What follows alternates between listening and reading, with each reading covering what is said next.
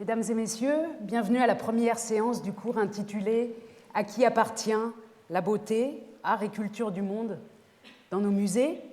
qui est aussi mon premier cours dans le cadre de la chaire d'histoire culturelle des patrimoines artistiques en Europe du XVIIIe au XXe siècle.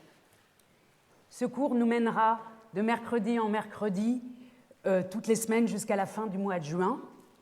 Et par sa thématique, il prononce la leçon inaugurale que j'ai prononcée il y a 2 semaines et qui s'intitulait pour sa part « Les objets du désir et le désir d'objets ». Par ailleurs, ce cours, cette fois, cette question « À qui appartient la beauté ?»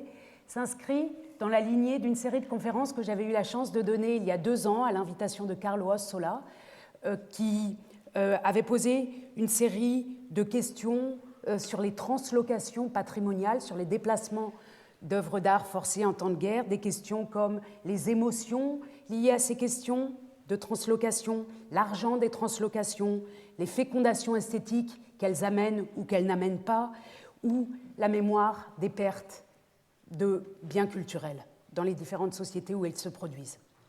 Cette fois donc, je voudrais, dans le même genre de questions, m'intéresser à ce qui concerne l'appartenance réelle ou ressentie, l'appartenance juridiquement fixée ou culturellement revendiquée d'objets. Vous verrez, je m'appuierai pour ce faire sur certains des exemples que j'avais déjà présentés il y a 2 ans, mais en leur posant d'autres questions. Et puis avant de continuer à parler trop longtemps et d'entuyer tout le monde, permettez-moi de vous précipiter in medias res. Ce que vous allez voir dans un instant est un clin d'œil à Antoine Compagnon qui vient de finir un cours ici intitulé « La littérature comme sport de combat ». Eh bien, vous allez voir, la littérature et la sociologie ne sont pas les seuls sports de combat enseignés au Collège de France. Le patrimoine est aussi un sport de combat, et pas des moindres, je vous laisse en juger. Je me trouve actuellement sur la place du Trocadéro où les manifestants se sont manifestation, la société MP Corporation est accusée de participer à... Suite à la guerre, il y a plus de 150 ans, mes ancêtres ont rapporté certains trésors qui ne leur appartenaient pas. Et à chaque fois que je pose les yeux sur ce bronze, il ne devrait pas être la propriété d'une ou 2 personnes. Mesdames et messieurs, il n'en existe que 4 exemplaires dans le monde.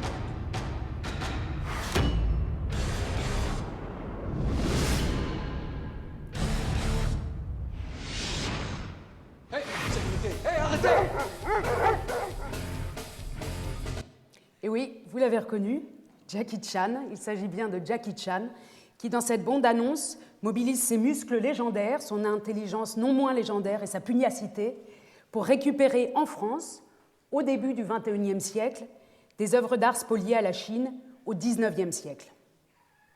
Coproduit par Hong Kong et la République populaire de Chine, sorti en Chine en 2012, le film Chinese Zodiac, ou CZ12, est en dépit de son propos et de ses dialogues très rudimentaires, ou précisément parce que le propos et les dialogues sont rudimentaires, un document précieux pour aborder les questions qui nous occupent. Et en général, les films sont des documents précieux pour traiter de ces questions. Depuis les années 1960, en effet, et en particulier ces dernières années, ces 5 ou 6 dernières années, ces films sont de plus en plus nombreux à aborder explicitement ou implicitement la question qui nous occupe aujourd'hui, à qui appartient la beauté dans nos musées. À mi-chemin entre histoire, mémoire, émotion et construction identitaire, ces films avancent au même rythme que l'historiographie, mais sur un mode différent, un mode visuel, en utilisant des images en mouvement qui sont aussi en mouvement que les œuvres d'art dont ils parlent.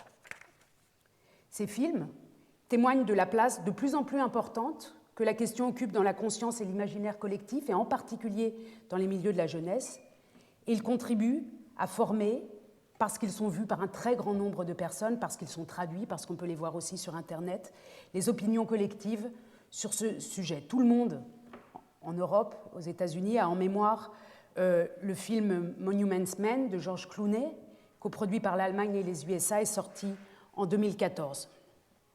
Je vous montre quelques affiches d'autres films dont le rayonnement international est moindre, mais qui méritent quand même notre attention. Un film ukrainien, par exemple, qui porte plusieurs titres. Son titre anglais, c'est « Le sang de la guerre », d'Alexander Berezan, tourné en 2011, où il est question, pendant la Seconde Guerre mondiale, en 1941, d'universitaires ukrainiens qui sont chargés par Staline de cacher en lieu sûr les pièces les plus importantes du patrimoine russe qu'Hitler essaye de s'approprier. Je vous montre un autre film venu d'une autre région d'Europe, la Grèce, le film Prokamos, dont la trame juridique et politique s'inspire de la bataille pour le retour des marbres du Parthénon en Grèce. Le nom du film est inspiré par la statue d'Athéna Prokamos qui protégeait le Parthénon dans l'Antiquité jusqu'à ce que ce Parthénon soit transféré au début du XIXe siècle à Londres. Ce grand nombre de films, ce sont simplement 2 exemples, on pourrait les multiplier, on pourrait faire plusieurs années de cours sur ces films. Ce grand nombre de films sur la question est une invitation, pour moi, ici, de mettre à profit les conditions techniques exceptionnelles qu'il y a au Collège de France et de recourir autant que possible, dans le cadre de ce cours à qui appartient la beauté, à ce média, ce médium, et en le mettant toujours en relation avec des sources historiques et des documents d'archives, d'une part, et avec l'historiographie la plus récente sur la question. L'intérêt de ce genre, de ces films, c'est qu'ils sont à la fois des miroirs d'événements historiques et des acteurs dans les débats actuels, puisqu'ils donnent une voix à certaines opinions. Mais revenons à Jackie Chan. Son film, tel qu'il est présenté dans la bande-annonce ici, est précieux à 3 titres au moins. D'abord, premièrement, parce qu'il se réfère à un épisode bien réel de l'histoire du patrimoine artistique entre la France et la Chine, ou plus généralement entre l'Asie et l'Europe. Vous vous souvenez sans doute, surtout ici à Paris, qu'en février 2009, la maison Christie's a vendu la collection de Pierre Berger et d'Yves Saint-Laurent dans une grande mise en scène au Grand Palais.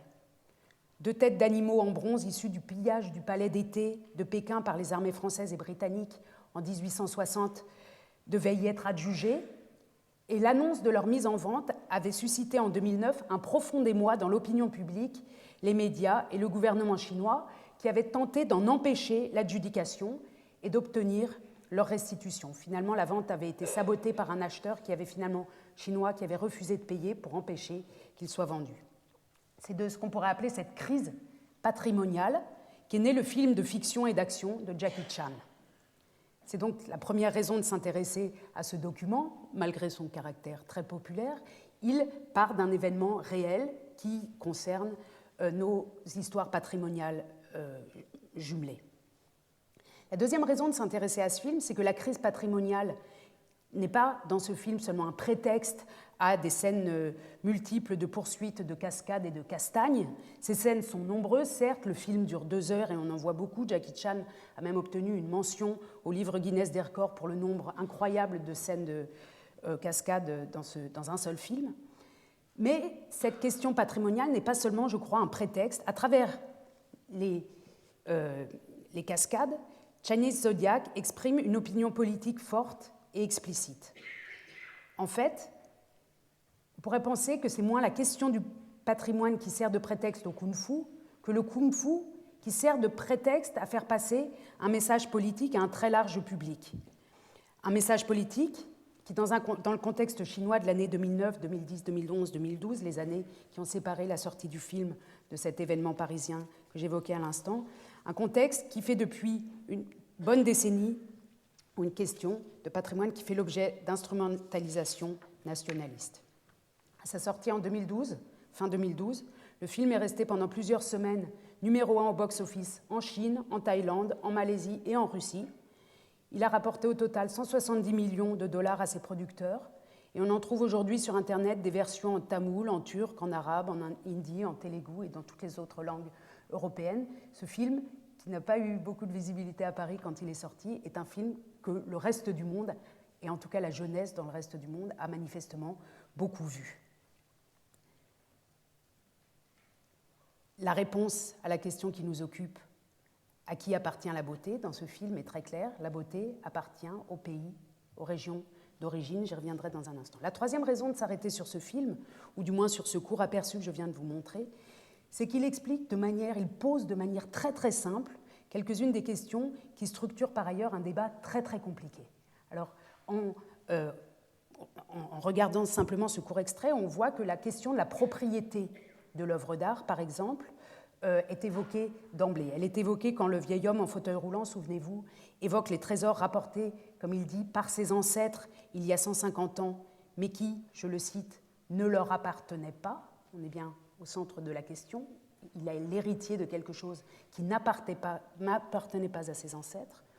Ou alors quand le même vieil homme regrette que les bronzes soient, je le cite encore, la propriété que d'une ou deux personnes. Cette question est également dans le film posée sur la longue durée historique, puisque le film met en relation l'année 2009 ou l'année 2010-2011, notre époque contemporaine, avec l'épisode de la guerre de l'opium en 1860. Il pose la question de la visibilité ou non des œuvres d'art. Quand elles sont la propriété d'un seul, elles ne sont pas vues par le peuple ou la communauté de l'humanité. Et elle pose aussi la question du caractère unique des œuvres originales qui n'existent pas deux fois. Et puisqu'elles n'existent pas deux fois, mais seulement une fois, dans le cas de ces bronzes, il y en a 4 exemplaires, mais chacun unique, il faut s'emparer de l'original, et c'est la mission que se donne Jackie Chan. Se pose enfin, dans ce court extrait, la question du juste lieu de l'œuvre d'art, avec la mise en scène spectaculaire de Paris et de la Tour Eiffel comme un lieu injuste, où la jeunesse du monde entier est réunie pour manifester et pour protester contre la présence de chefs-d'œuvre hors de leur pays d'origine.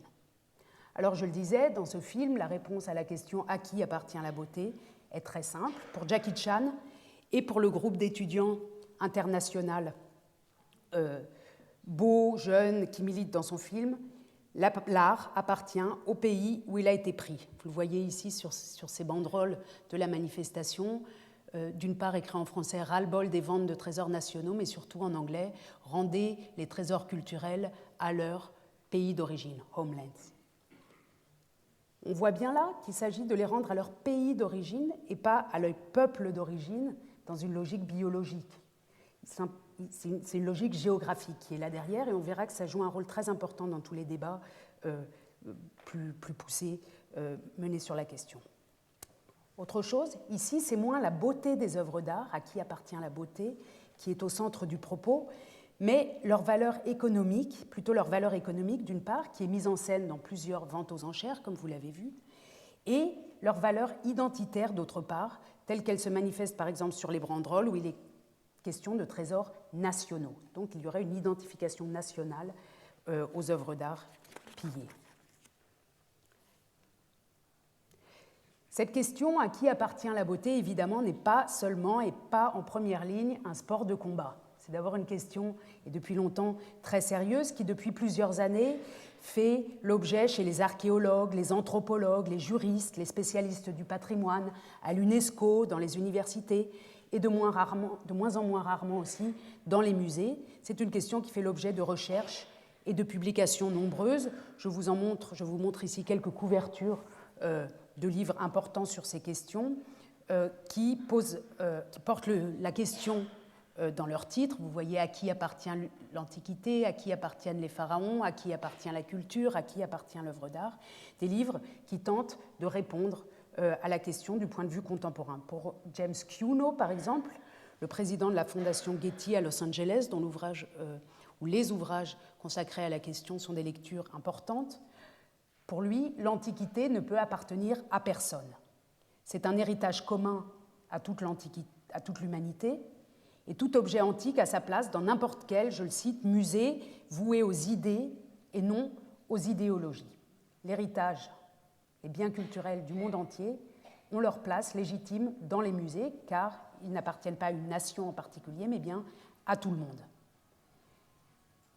Cette approche muséologique se double en outre depuis une bonne décennie aussi de travaux juridiques axés autour des dispositions internationales de protection de ce que le monde anglophone appelle propriété culturelle, ce que nous on appelle en français le patrimoine, ou qu'on appelle aussi parfois les biens culturels, et appelé dans le monde anglophone et en Allemagne aussi la propriété culturelle. Et on voit d'ailleurs sur les panneaux de l'UNESCO combien les problèmes de traduction sont présents. Vous voyez en haut Kulturdenkmal en allemand, Cultural Property en anglais, bien culturel en français et la version russe. En français, le terme de bien culturel et de patrimoine gomme un peu l'idée qu'à ces biens sont liés des droits de propriété qui confèrent des prérogatives exclusives. Mais il faut bien comprendre que dans le monde entier, ce sont surtout les versions anglaises qui sont lues et que l'idée de joindre la culture à la propriété, donc à des prérogatives de propriétaire, pose un certain nombre de problèmes sans doute inextricables.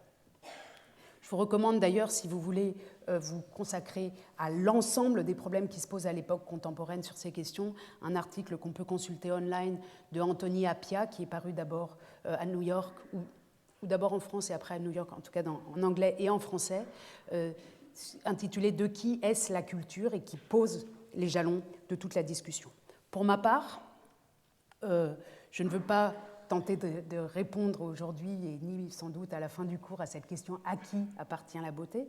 Je voudrais simplement rappeler que la propriété culturelle, donc ce que nous appelons nous le patrimoine de l'humanité ou les biens culturels, cette propriété culturelle a fait l'objet de définitions internationales fixées notamment dans le cadre de 2 conventions de l'UNESCO, très souvent citées, la Convention de La Haye du 14 mai 1954, destinée à la protection des biens culturels en cas de conflit armé, qui commence par ces termes « Convaincu que les atteintes portées aux biens culturels, c'est la version française, en anglais, à la propriété culturelle, à quelque peuple qu'elle appartienne, constituent des atteintes à la propriété culturelle de l'humanité entière, étant donné que chaque peuple apporte sa contribution à la culture mondiale, etc. » On voit déjà dans cette simple phrase d'entrée en matière combien les choses sont compliquées. On parle d'atteintes portées à la propriété culturelle, à quel peuple qu'elle appartienne. Donc on part de l'idée que c'est certes un patrimoine de l'humanité, mais qu'il appartient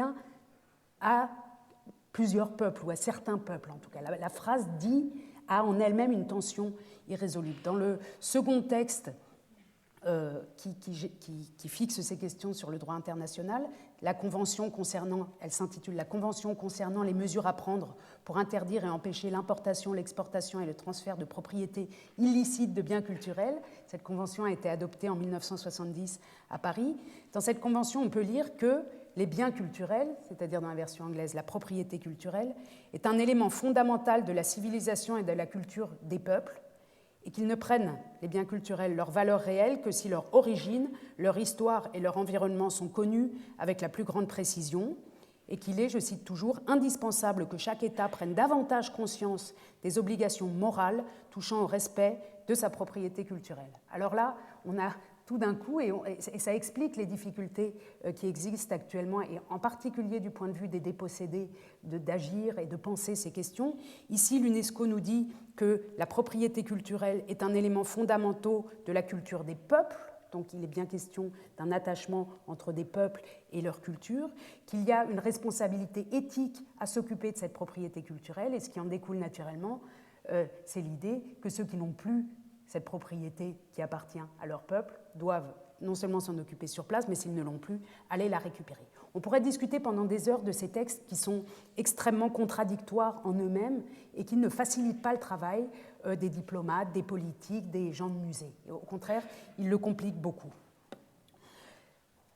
Et d'ailleurs, on pourrait aussi consacrer de nombreuses heures à la question de la traduction de ces textes, notamment qui portent des concepts comme le musée ou le patrimoine qui sont, à vrai dire, intraduisibles hors des langues européennes.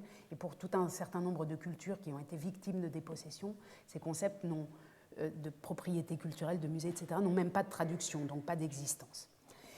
Je ne vais pas me lancer dans ce très grand débat. Je voudrais simplement, avec vous, aujourd'hui, en embrassant la longue durée historique, tenter de cerner quelques-unes des modalités liées à la formulation du problème depuis l'Antiquité. Je vais articuler les choses en 4 temps très rapides, vous verrez. La première question s'intitule, ou le premier volet, « L'amour du beau ». Le second, « Partager ce qui est unique ». Le troisième, « Spoliation 4.0 ». Et le quatrième sera simplement une feuille de route où je voudrais annoncer ce que je me propose de faire dans les séances à venir. Le premier grand texte qui met en relation la question du beau, de la beauté et la question de sa propriété est un texte de Cicéron, les Discours contre Vérès. Vous voyez ici Cicéron dans un buste qui est conservé à Rome, au musée Pio Clément, au musée du Capitole, pardon. Cicéron, juste pour le rappeler, était avocat. Il a obtenu son premier poste à l'âge de 36 ans en Sicile, en 70 avant Jésus-Christ. Et après être retourné à Rome après son mandat, les Siciliens ont demandé son aide dans un procès qu'ils voulaient intenter contre un gouverneur romain qui était venu après l'époque de Cicéron pour administrer la Sicile. Petit rappel donc, pendant la première guerre punique au IIIe siècle avant Jésus-Christ, des trésors qui étaient conservés en Sicile avaient été conquis lors de la guerre par les Carthaginois qui les avaient emportés chez eux. Puis, un siècle plus tard, pendant la troisième guerre punique, Rome avait récupéré à Carthage ces objets, ces œuvres d'art, ces tapis précieux siciliens et les avait rendus à la Sicile en signe de bonne volonté à l'égard de cette nouvelle colonie romaine. Et moins d'une génération plus tard, Verrès, le nouvel administrateur, de la force, avec la puissance de son autorité, s'était emparé de ces objets qui venaient d'être restitués et les avait transportés chez lui à Rome. Et c'est pour se défendre de cette injustice, de cette spoliation, de cette exaction, que les Siciliens demandent de l'aide à Cicéron. Le texte, pour toutes les personnes qui s'intéressent à ces questions de restitution, de spoliation, d'appartenance de biens culturels, est l'un des textes les plus importants à lire puisqu'il traite déjà de toutes les questions que nous croyons neuves aujourd'hui, la question des émotions patrimoniales, la question du marché de l'art, la question du prix juste des œuvres, la question des restitutions, la question de la violence symbolique et réelle liée aux exactions, etc.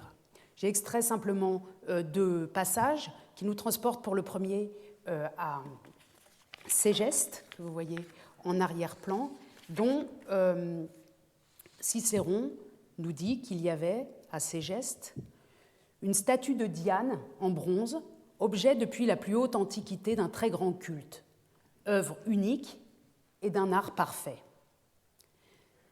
Sa très grande beauté, même aux yeux des ennemis, la faisait paraître digne de la plus grande vénération. À sa vue, Verrès, cet ennemi, ce pilleur de tous les biens sacrés et religieux, immédiatement, comme s'il avait reçu un coup de brandon enflammé, se mit à brûler d'un désir insensé. Pardon, ça va trop vite. Oups, ça allait moins vite chez moi. En tout cas, Verrès voit cette beauté, s'enflamme, et son désir de la posséder fait qu'il en exige la livraison. Hop. La population, les gens de Ségeste, tentaient de lui dire que cette statue appartenait au peuple romain. Mais finalement, réduits à se soumettre par le nombre des brimades terrorisées, les Ségestins décidèrent qu'il leur fallait obéir à l'ordre de Verrès. Au milieu de grandes marques de tristesse, des gémissements de la ville entière, au milieu des flots de larmes, des lamentations des hommes et des femmes, on se voit contraint d'accepter l'enlèvement de la statue de Diane. Alors, à qui appartient la beauté dans ce court extrait ? À celui qui brûle pour elle et qui a le pouvoir administratif et la violence administrative de s'en emparer, ce serait la réponse de Verrès. Je l'aime, je la prends. Et la réponse de Cicéron, c'est non, la beauté, cette œuvre d'art, appartient à la ville qui la vénère collectivement et qui collectivement éprouve la douleur de sa perte. C'est une œuvre qui était dans la ville, qui appartenait à la ville et qui ne peut pas être prise par une seule personne. Deuxième extrait, où on retrouve les mêmes éléments auxquels s'ajoute la question du marché de l'art et de la valeur économique des œuvres. Ce deuxième extrait nous transporte cette fois à l'est de la Sicile, à Messine, où se trouve la maison d'un riche collectionneur privé dont le nom est Eius. Eius est l'habitant de Messine, nous dit Cicéron. Sa maison est peut-être la plus belle de Messine, à coup sûr la plus ouverte et la plus connue. Cette maison, avant l'arrivée de Verrès, était ornée au point d'être, pour la ville même, l'une de ses beautés. Là encore, la question de la beauté au centre, c'est la maison elle-même qui est déjà un lieu de beauté. On y voyait 4 statues très belles, d'un très grand art et fort célèbres, capables de charmer non seulement ce Verrès, mais encore n'importe lequel d'entre nous. Tout le monde était admis à les visiter tous les jours. La maison était aussi bien un musée pour la ville que pour son possesseur.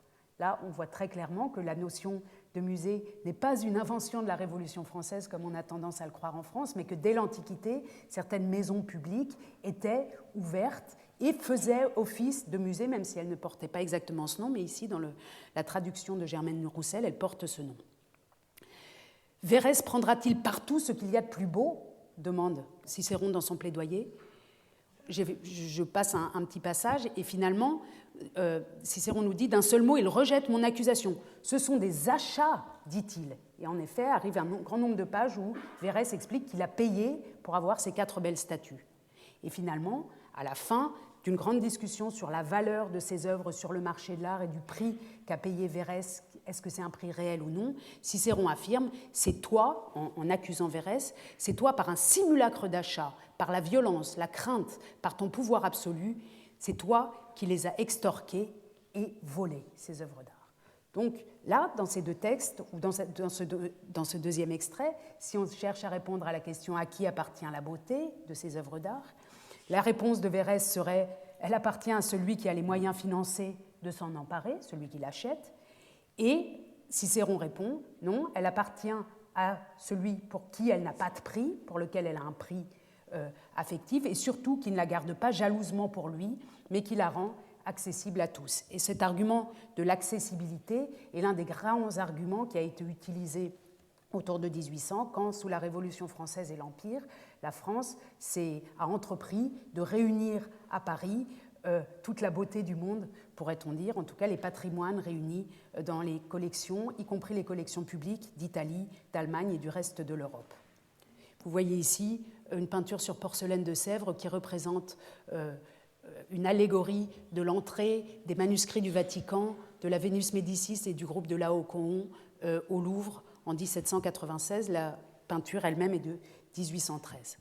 Cet argument de l'accessibilité et de la visibilité est lié autour de 1800 à l'idée que l'art, étant un produit de la liberté, doit être conservé au pays de la liberté, c'est-à-dire en France.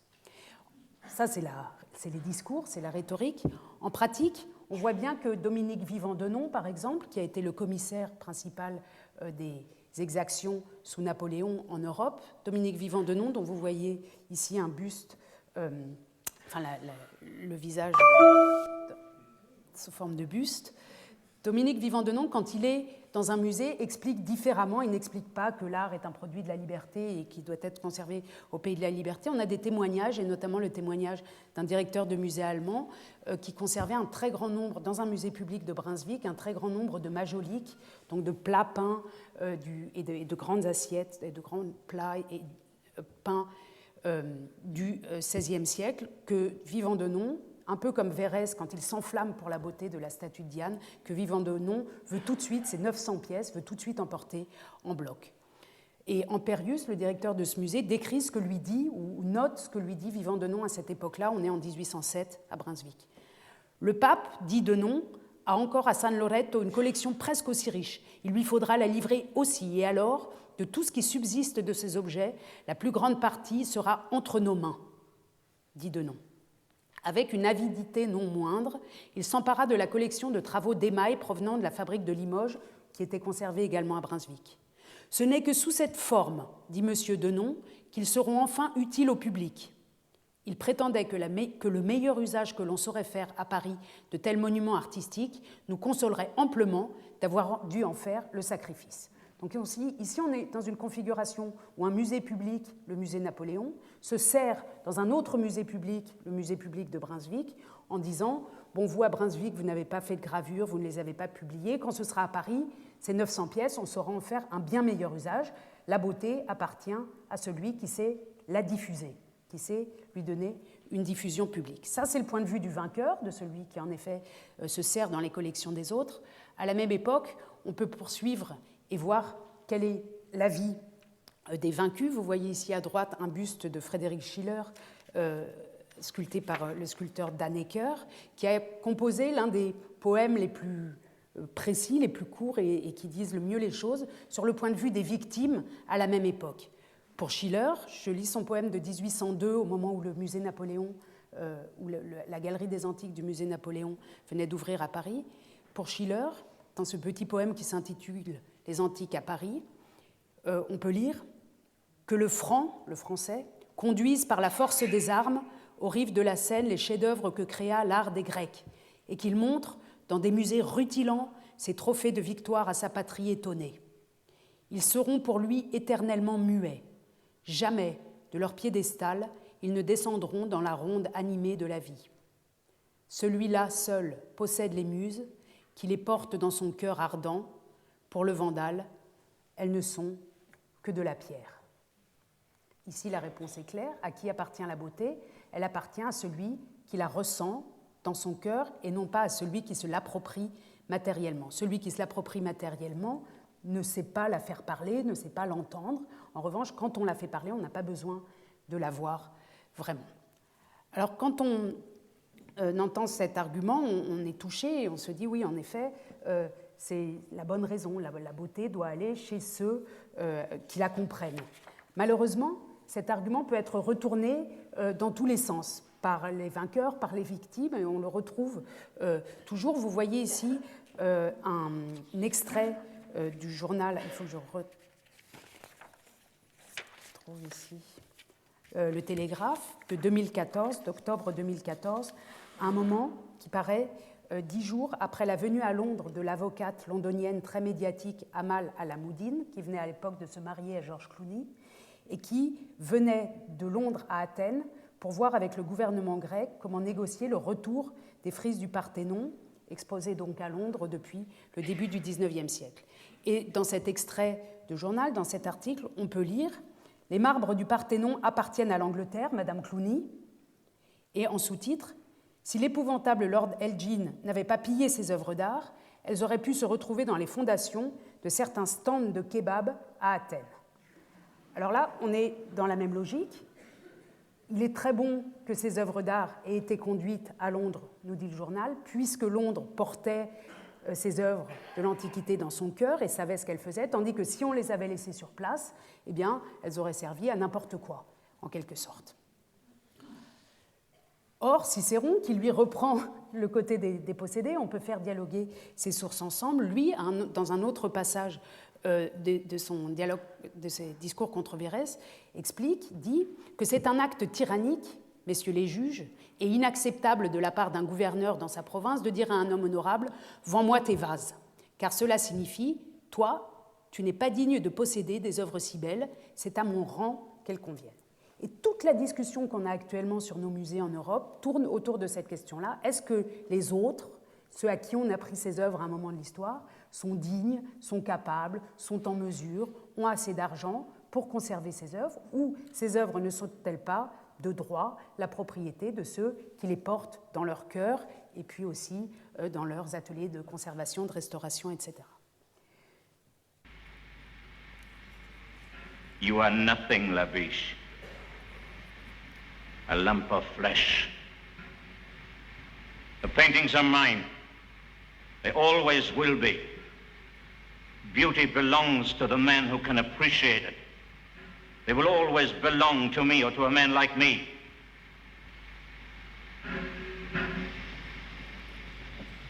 Now, this minute, you couldn't tell me why you did what you did.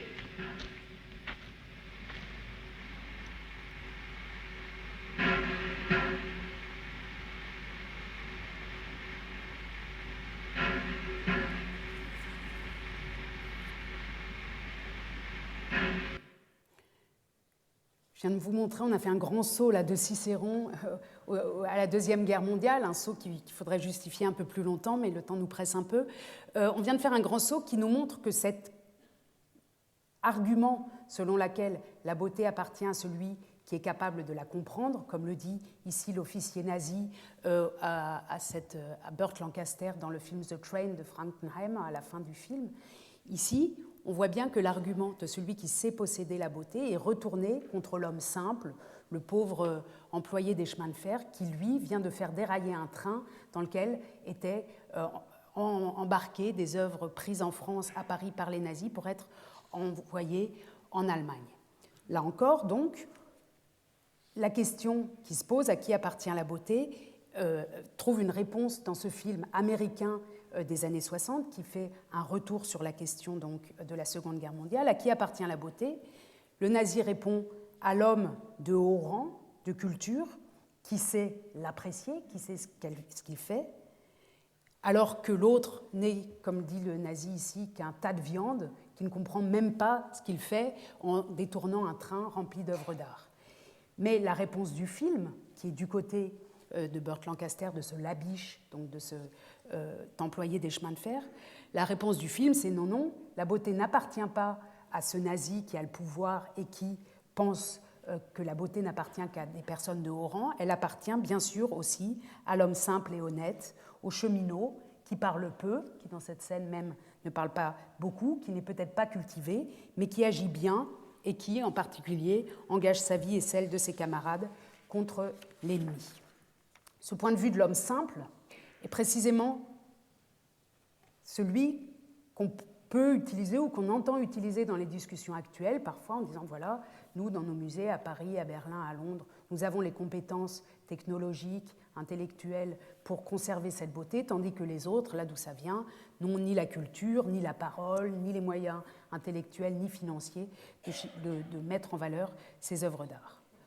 Or, le point de vue de l'homme simple est souvent repris, alors dans la littérature, dans les textes qu'on lit, dans les articles de journaux, mais aussi dans les films, et je prends volontiers l'exemple d'un dernier film ici, qui se joue en 1940, qui est un film de 1961, une coproduction du RSS et de RDA, un film intitulé 5 jours, 5 nuits, qui se passe dans la ville de Dresde complètement détruite en 1945. En 1945, l'armée rouge arrive dans Dresde qui vient d'être détruite qui a été détruite pendant la guerre par les bombardements britanniques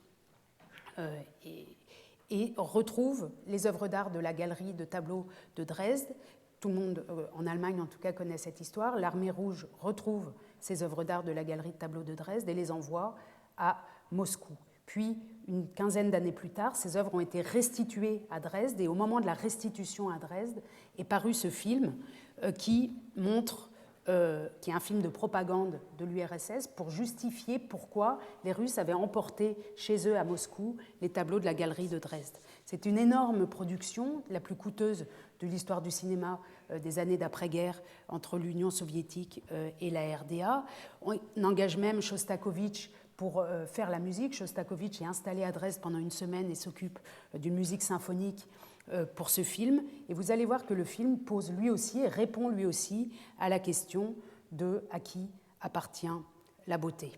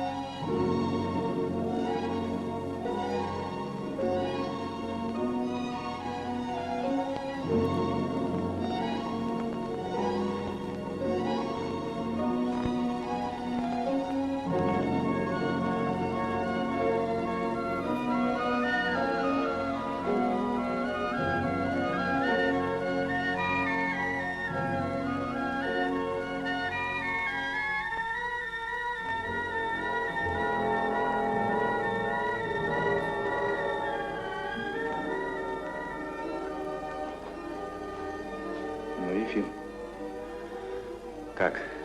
Так, понятно, товарищ капитан? Verstanden. Смотрю, вроде такая же горемыка. Genauso ein armes Ding wie meine Frau. Босая и малый на руках. Barfuß und den Kleinen auf dem Arm. Моих на казнь поди тоже босиком гнали. Sicher hat man sie auch so zur Hinrichtung getrieben. Товарищ капитан. Genosse Hauptmann. А может, почетный караул для меня? Vielleicht könnte man eine Wache aufstellen.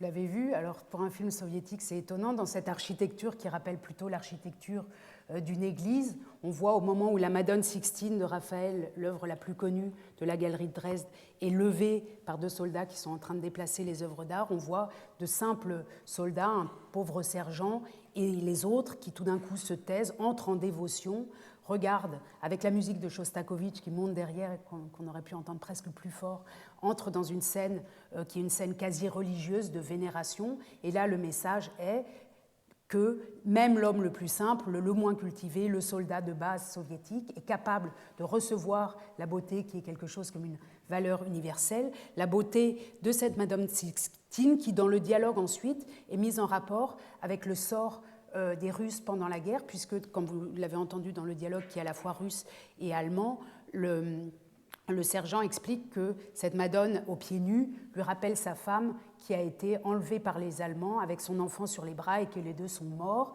Et il propose à ce moment-là qu'on mette des soldats devant cette œuvre d'art pour marquer la vénération du peuple russe, tout à fait simple. Ce qui est intéressant, c'est le visage de cet observateur de la scène. C'est un jeune Allemand qui ne parle pas. Peut-être que vous vous souvenez à l'instant précédent qu'il sourit à la fin de la scène. Et les didascalies dans le scénario qui a été conservé nous expliquent la chose suivante.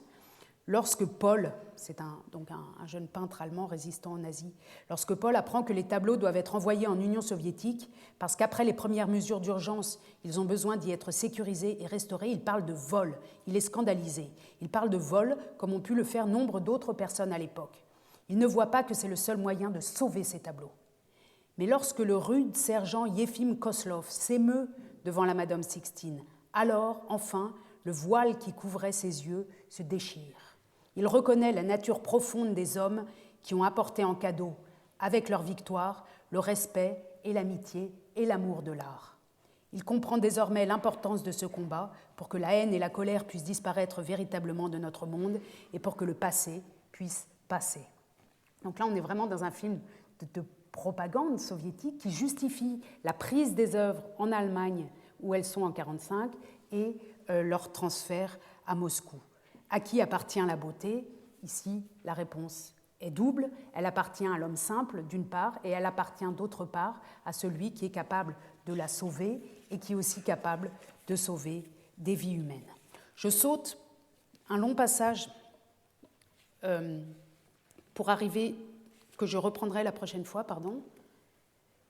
pour arriver, puisque le temps qui nous est imparti est déjà achevé, d'après l'horloge que j'ai à l'œil, pour arriver au programme de ce que je me propose de faire avec vous, ou d'évoquer avec vous dans les semaines qui viennent. D'abord, on reviendra rapidement sur ce que je n'ai pas pu évoquer maintenant, qui est la question concrète des moyens de partage de ce patrimoine qui appartient à tous, mais qui, parce qu'il est réparti en objet unique, ne peut être qu'à un endroit, même si on pense qu'il appartient à tous. Et pour répondre à ces questions, j'aimerais, donc de cette séance de la semaine prochaine à fin juin, prendre des objets concrets qui, dans les musées d'Europe, et en particulier dans les musées d'Allemagne que je connais mieux, font l'objet de revendications patrimoniales, font l'objet de propriétés multiples. Il s'agira la semaine prochaine du buste de Néfertiti et de la question de savoir est-ce qu'elle appartient à l'Égypte, est-ce qu'elle appartient à Berlin, est-ce qu'elle appartient à l'Europe, est-ce qu'elle appartient à l'humanité, et comment répondre à ces questions complexes. La semaine d'après, on évoquera concrètement l'autel de Zeus du temple de... Non, la frise du temple de Zeus de l'autel de Pergame, conservé au musée de Pergame à Berlin et qui est arrivé à Berlin à la fin du XIXe siècle. Le 10 mai, il sera question du retable de l'agneau mystique de Gand, qui a fait l'objet de beaucoup d'allées-venues entre la France, l'Allemagne, la Belgique, depuis sa création par les frères Van Eyck. Le 17 mai, on reviendra plus en détail, vous la voyez au fond, sur la Madone Sixtine de Raphaël et sur sa venue d'Italie en Allemagne, puis son départ d'Allemagne vers la Russie et son retour et la question des identifications multiples qu'elle a suscitées. Le 24 mai, je reviendrai sur les questions des têtes de bronze de Jackie Chan et du pillage du palais d'été par les troupes anglaises et britanniques en 1860. Le 31 mai, il sera question d'un tableau d'une icône de l'art français du XVIIIe siècle, l'enseigne de Gersaint de Watteau, qui est, comme vous le savez, conservée à Berlin, mais que les Français, depuis qu'il est conservé à Berlin, depuis que Frédéric le Grand l'a acheté au XVIIIe siècle, aimeraient bien récupérer. Vous voyez ici une photographie où il est présenté en 1951 au Petit Palais, dans une exposition où il a bien failli rester à Paris et ne pas être restitué à Berlin. Le 7 juin, j'évoquerai ce tableau de Klimt qui a été restitué à ses propriétaires, une famille juive, ses propriétaires légitimes à qui il avait été enlevé pendant la Seconde Guerre mondiale et qui est maintenant à New York. Et le 14 juin, il sera question de ce trône Bamileke qui fait l'objet actuellement de grandes demandes de restitution à Berlin et qui est arrivé à Berlin en 1904. L'ordre de ces objets et l'ordre chronologique de leur création, de Néfertiti, le plus ancien objet, au tableau de Klimt, et ici, en dernier, un aperçu sur l'Afrique. Et enfin, le 22 juin, nous consacrerons avec Yann Potin, mon collègue Yann Potin des Archives nationales, une journée d'études intitulée « De la personnalité et du droit des objets à disposer d'eux-mêmes », où on voudrait s'interroger sur le fait, où on voudrait observer ce phénomène qui existe depuis l'Antiquité, des œuvres d'art qui parlent, des œuvres d'art ventriloques qui donnent leur avis sur l'endroit où elles ont envie d'être.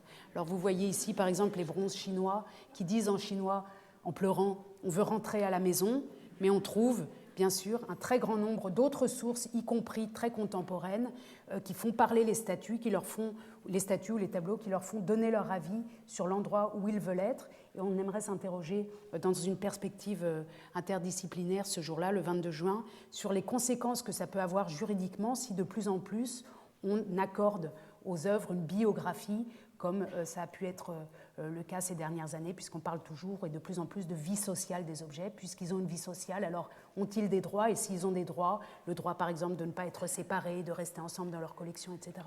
S'ils ont des droits, est-ce qu'un jour, ils pourront aussi décider eux-mêmes, ou est-ce qu'il se peut qu'on pense un jour une formule qui donne la parole vraiment juridiquement aux objets et qui leur permettent de décider où ils veulent rester. Pardon d'avoir sauté un grand moment de ce cours, j'avais mal évalué l'heure qui nous était impartie, je ferai mieux la prochaine fois et je me réjouis de vous revoir avec Néfertiti la semaine prochaine. Merci.